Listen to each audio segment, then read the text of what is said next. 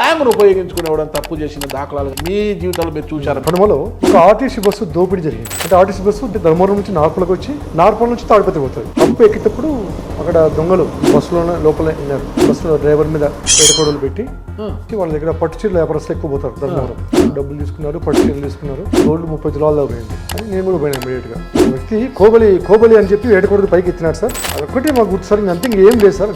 కోబలి అనే వర్డ్ ఎక్కడ యూజ్ చేస్తారు? Tadipatri area, Kadapa area, Nandyal area కూడా వాడతారు. మారుతి వ్యాన్ లో వెళ్తా ఉంటే చీరల వ్యాపారస్తులే వ్యాన్ అటకాయించి శారీస్ తీసుకెళ్లారు. తీసుకుపోయిన శారీ ధర్మవరంలో ఒక షాప్ లో అమ్మినాడు. ఓకే, ఆ వ్యక్తి ఎవరు అని ఐడెంటిఫై చేసుకొని రెక్కీ చేసుకొని ఎవరైతే ప్లాన్ చేశారో అతను ఒక చీరల వ్యాపారి ఇంట్లో అద్దెకుంటాడు. అదే చీరల వ్యాపారస్తుని తమ్ముని పైన ధర్మవరంలో నరికారు. ఎందుకు?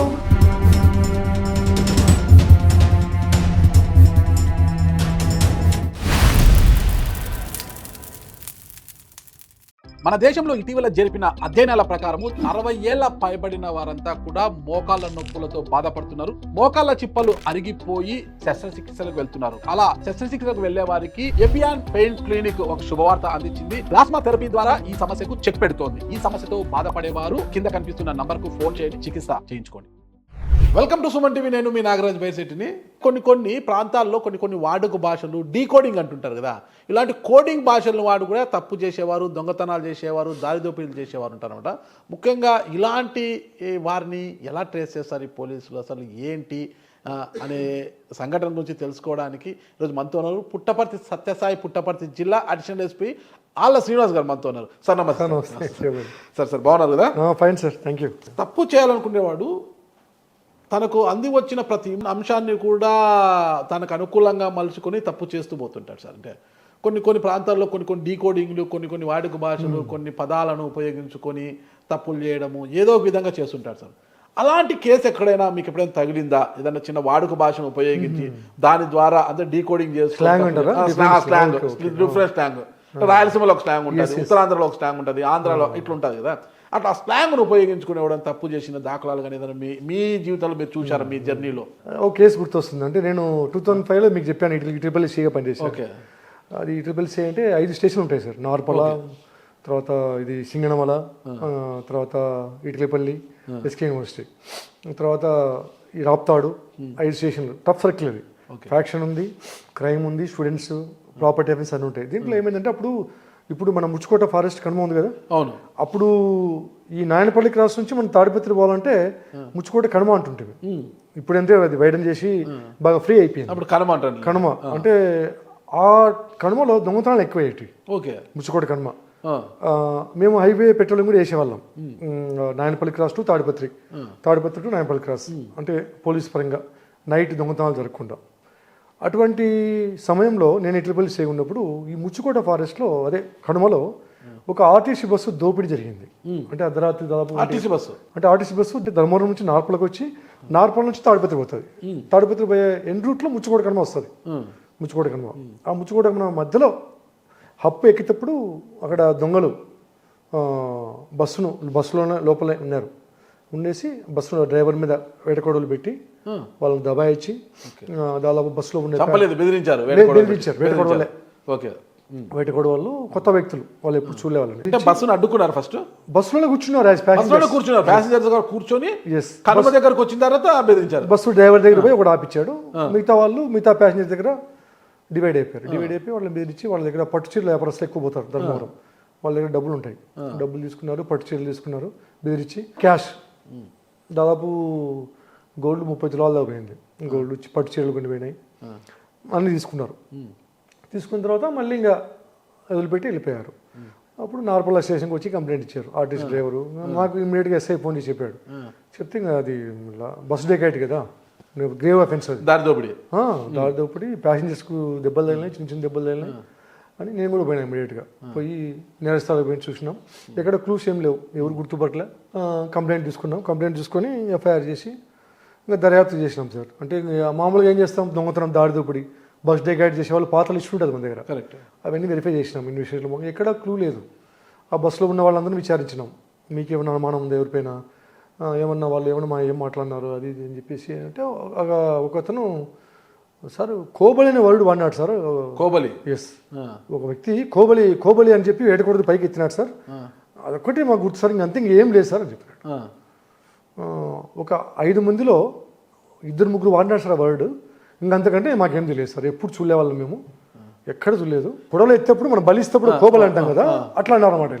అంటే భయపడడానికి వాళ్ళకు యాక్సిడెంటల్గా వాళ్ళ స్లాంగ్లో వాడే వ్యవహారిక భాషల పదం కోబలి వచ్చేసింది. ఓకే, అంటే చిన్న మిస్టేక్ అనమాట. వాడు నేరస్తుడు అనేవాడు, వాడు ఎంత పడకబద్దంగా ప్లాన్ చేసినా వాడికి తెలియకుండా చిన్న తప్పిదం చేస్తాడు. ఆ తప్పిదాన్ని మనం ఇన్వెస్టిగేషన్ లో మనం అనుకూలంగా మార్చుకుంటాం. మీ దర్యాప్తుకు ఉపయోగపడింది. ఎస్, కోబలి అనే వర్డ్ ఎక్కడ యూజ్ చేస్తారు, ఓకే అని అప్పుడు మనం వ్యవహారికంగా స్టేషన్లో మనము ఎక్స్చేంజ్ ఆఫ్ వ్యవహారిక భాష అంటే తాడిపత్రి ఏరియా, తర్వాత కడప ఏరియా, నంద్యాల ఏరియా కూడా వాడతారు, నంద్యాల కర్నూలు కూడా ఎక్కువ వాడతారు కోబలి అని. ఈ సైడ్ అంటే సరే అటు సైడ్ మనం ఎవరెవరు ఉన్నారు ఈ టైప్ నేరాలు చేసే వాళ్ళని దాదాపు 6 నెలలు పెట్టింది సార్. ఏం క్లూ లేదు దాంట్లో, ఈ కోబలి తప్ప ఇంకేరే వర్డ్ లేదు. సరే, కానీ తాడిపత్రి ఏరియాలో ఎక్కువ వాడతారని తెలిసింది. అంటే నాకు కొద్దిగా డౌట్ వచ్చింది, తాడిపత్రిలోనే ఉంటుంది అని చెప్పేసి. తర్వాత ఇది జరిగినాక ఇంకా కేసు పత్తా కాలే, అంటే ఇంకా బయటపడలే. తాడిపత్రి రూరల్ పిఎస్ లిమిట్స్లో మారుతి వ్యాన్లో వెళ్తూ ఉంటే చిరల వ్యాపారస్తులే వ్యాన్ అటకాయించి శారీస్ తీసుకెళ్లారు. ఇది జరిగినాక అంటే సేమ్ ఈ టైప్ ఆఫ్ కేసే, అది తాడిపత్రి రూరల్ పిఎస్ లిమిట్స్, నాకే రాదు అది. అదే అయింది కేసు. అంటే దాదాపు దానికి సిమిలారిటీస్ ఉన్నాయి, పోలికలు ఉన్నాయి. అంటే సేమ్ బ్యాచ్ ఉండొచ్చు అని ఒక థాట్, అంటే ఒక ఆలోచన. సరే అని దాన్ని కూడా మనం క్లబ్ చేసుకున్నాం, ఆ కేసును కూడా చేసుకొని దర్యాప్తు చేసినాం. చేస్తే మనకు లక్కీగా ఏమైందంటే ఆ కేసులో ఒక తీసుకుపోయిన శారీ దొంగ ఏం చేశాడంటే ఆ దొంగతనాన్ని ప్రేరేపించిన వ్యక్తి ధర్మవరంలో ఒక షాప్లో అమ్మినాడు. ఓకే, మేమంతా చెప్పింటివి అనమాట ధర్మవరంలో ఇప్పుడు ఇట్లా ఉంటాయని చెప్పి కంప్లైంట్ పార్టీ కూడా చెప్పింటివి, మీరు కూడా విచారించండి ఇట్లా మా సొమ్ములు ఇట్లా పోయినాయని చెప్పేసి, ఇటు మీరు వ్యాపారం చేస్తారని చెప్తే అప్పుడు అతను వాళ్ళు ఇంటి ఇచ్చారు. ఇది ఎవరు ఇక్కడ వచ్చి మాకు సోన్స వ్యక్తి ఇచ్చి అమ్మాలని చూస్తే నేను తీసుకోలేదు అని చెప్పారు. ఆ వ్యక్తి ఎవరు అని ఐడెంటిఫై చేసుకొని రెక్కీ చేసుకొని అతన్ని సింగిల్గా లిఫ్ట్ చేసుకొని మనం విచారించి. ఎక్కడ లిఫ్ట్ చేశారు? తాడిపత్రి లిఫ్ట్ చేశారు. అంటే మనం నిర్ధారించుకొని చేసినాం. చేస్తే మొత్తం కేసు అంతా బయటపడింది. ఏమంటే ఆ కేసు ఫ్యాక్ట్స్ ఏమంటే ఎవరైతే ప్లాన్ చేశారో అతను ఒక చీరల వ్యాపారి ఇంట్లో అద్దెకుంటాడు. అంటే ఇతను ధర్మవరం పోయేది, చీరల వ్యాపారం చేసేది, డబ్బులు బాగా సంపాదించేది, మొత్తం ఐడియా తెలుసు. ఇతను అప్పుల్లో ఉన్నాడు, ఎవరు రెంట్కుండే వ్యక్తి. కాబట్టి ఏం చేసినాడు, నేను అప్పులు తీర్చుకోవాలంటే ఇతనైతే భయస్తుడు, బెదిరిస్తే డబ్బులు వస్తాయని చెప్పేసి ఇతనికి పరిచయిస్తున్న చుట్టుపక్కల గ్రామం ఉన్నారు, తాడిపత్రి చుట్టుపక్కల అంతా ఒక 3-4 ఉన్నారు.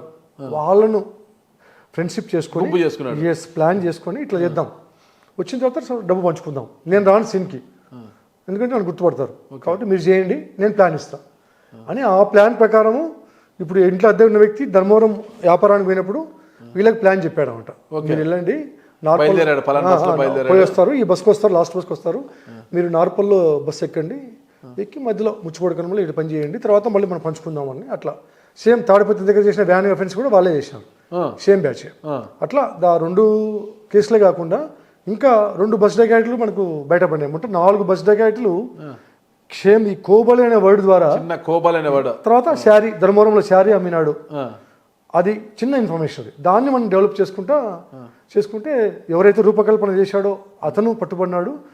నేరానికి పాల్పడిన నిందితులను కూడా ఎంతమంది పాల్గొన్నారు సార్? మొత్తం దాదాపు చేసిన వాళ్ళు 5 మంది, చేపించిన వాడు ఒక వ్యక్తి. దీంట్లో ఇంకో ట్విస్ట్ ఏమంటే అదే చీరల వ్యాపారస్తుని తమ్ముడున్నాడు, తమ్ముని పైన ధర్మవరంలో నరికారు, కానీ లక్కీగా సర్వై అయినాడు ఆయన. అది కూడా వీళ్ళే చేసినారు.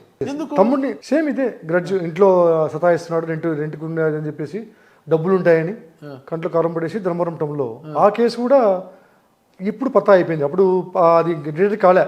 అట్లా అన్ని కేసులు 5 కేసులు 4 బస్ డకాయిట్లు, 3 కేసు. అది కూడా వీళ్ళే. కాబట్టి వాళ్ళకి అది ఎప్పుడో మనసులో ఉంది. కంప్లైంట్ చెప్పేవాడు ఒక సార్, అది ఇది చేశారని మా డౌట్ సార్ అని. ఎందుకంటే బస్సులో జరిగింది, మేము వచ్చినప్పుడు జరిగింది, అక్కడ ధర్మవరంలో అటాక్ జరిగింది, పట్టు చీరల వ్యాపారం పోయినప్పుడు జరిగింది, కాబట్టి పట్టు చీరల వ్యాపారం చేసేవాళ్ళు చేసినారు సార్ అనే విధంగా మనకు వాళ్ళు చెప్పడం జరిగింది. కాబట్టి అది కూడా వీళ్ళే చేశారు. మొత్తం రికవర్ అయింది సార్? మొత్తం రికవర్ అయింది. మళ్ళీ ఎవరికి సొమ్ము వాళ్ళకు మనము వాళ్ళ దగ్గర కూడా అన్ని వేట కొడవలని రికవర్ చేసి చట్టపరంగా వాళ్ళంతా కూడా కోర్టు ముందు హాజరుపరచడం జరిగింది. Okay, the great achievement sir. Thank you sir. Thank you sir. నమస్తే. Thank you.